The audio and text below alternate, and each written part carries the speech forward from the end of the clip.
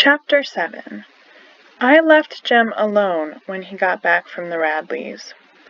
I tried to do as Atticus taught me, and walk around in Jem's skin.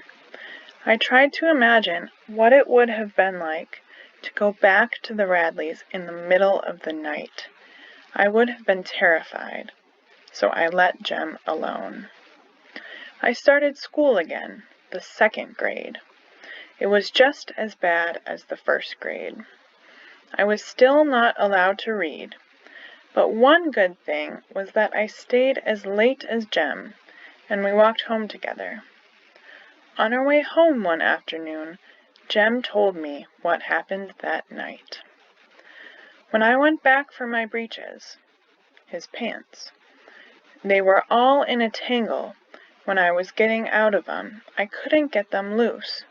When I went back, Jem took a deep breath. When I went back, they were folded across the fence, like they were expecting me. Across. And something else. Jem's voice was flat. Show you when we get home. They'd been sewed up. Not like a lady sewed 'em, like something I'd tried to do. All crooked. It's almost like somebody knew you were coming back for them. Jem shuddered. Like somebody was reading my mind. Like somebody could tell what I was gonna do.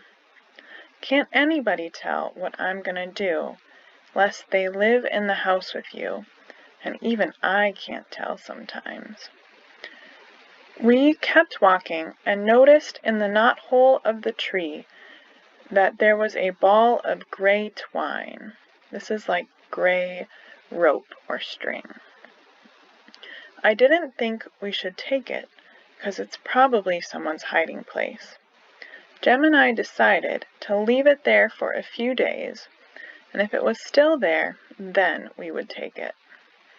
The next day it was still there, so we considered anything else we found there was ours to take from then on. 2nd grade was not great. Jem told me that you don't learn anything of value until 6th grade, which is what he was in. He was learning about Egyptians and thought they were the smartest, since they invented all kinds of great things. One day in October, we were walking by the tree in the Radleys' yard and noticed something white in the knothole. I pulled out 2 small images carved in soap. One was a figure of a boy, and the other was in a crude dress. Jem told me that he had never seen anything as good as these before. As I looked closer, the boy figure was wearing shorts, and his hair fell to his eyebrows. I gazed up at Jem and noticed that his hair parted down to his eyebrows too. Jem looked from the girl doll to me. The girl doll wore bangs. So did I. These are us, he said. Who did 'em, you reckon? Who do we know around here who whittles? This means you carve something, or you make a shape out of something, he asked. Mr. Avery? Mrs. Avery just does like this. I mean, carves. We took the figures home, and Jem put them in his trunk. We didn't know who could have done these carvings. A week or so later, we found a whole package of chewing gum in the knothole, which we enjoyed. The following week, we found a tarnished medal. We showed it to Atticus, and he said it was a spelling medal, that before we were born, the Macomb County schools had spelling contests and awarded medals to the winners. Atticus told us that someone must have lost it, but he didn't remember anybody who had ever won one. The biggest treasure we found in the knothole came 4 days later. We found a pocket watch that wouldn't run, on a chain with an aluminum knife. Atticus thought it would probably be worth $10. Back then, $10 was a lot of money. Jem thought it would be a good idea if we wrote a letter to whoever was leaving these things. I thought that would be a nice idea, to thank them. I don't get it. I just don't get it. I don't know why, Scout. He looked toward the living room. I've got a good mind to tell Atticus. No, I reckon not. He had been on the verge of telling me something all evening. His face would brighten, and he would lean toward me. Then he would change his mind. He changed it again. The next morning, we took our letter to the knothole, and were shocked to see it filled with cement.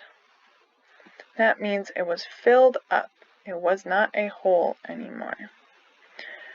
Don't you cry now, Scout. Don't cry now. Don't worry, he muttered at me all the way to school.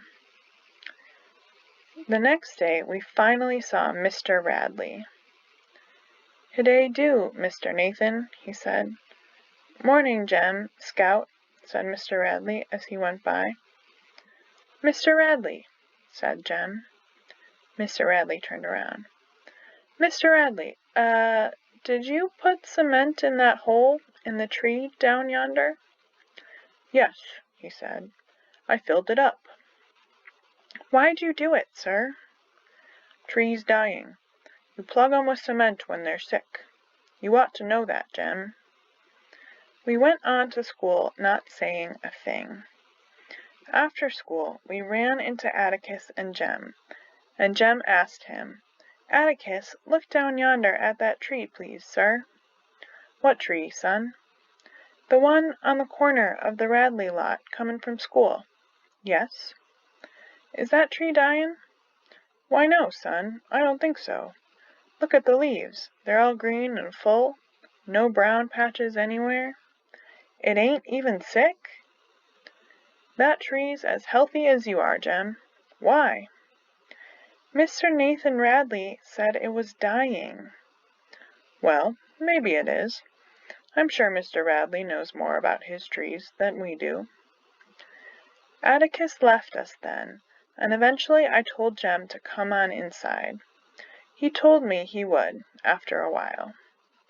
He stood there until nightfall, and I noticed when he came in he had been crying, but I thought it odd that I had not heard him.